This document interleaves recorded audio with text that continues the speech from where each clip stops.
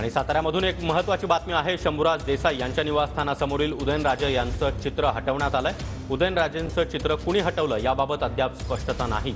शंभूराज देसाई यांच्या निवासस्थानासमोरील चित्रामुळे मोठा वाद देखील झाला होता आणि हे चित्र आता हटवण्यात आलेलं आहे।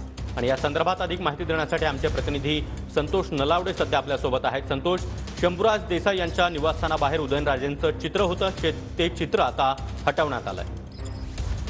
नक्कीच सागर, काही महिन्यापूर्वी खासदार उदयनराजे भोसले यांच्या एका चाहत्यानं ओवई नाक्यावर जे निवासस्थान आहे पालकमंत्र्यांचं शंभूराज देसाईंचं, त्यांच्या लगतच्या एका इमारतीवर जे चित्र काढलं होतं उदयनराजेंचं, यामुळे काहीशी नाराजी जी आहे ती या ठिकाणी पाहायला मिळत होती। त्यामुळे शंभूराज देसाईंचे जे काही कार्यकर्ते होते पाटणचे, यांच्यामधून नाराजी पाहायला मिळाली होती। त्यांनी एक पोस्ट देखील काही दिवसापूर्वी व्हायरल केली होती। मात्र आता या ठिकाणी जे चित्र होतं ते हटवण्यात आलेलं आहे।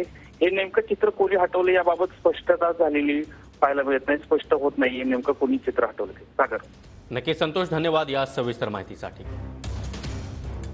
मला माहित नाही खरं, कारण आता मी काल सुद्धा अर्ज भरल्यानंतर आमच्या एका नातेवाईकांच्याकडे काही दुःखद घटना घडली होती, तिकडे गेलो होतो।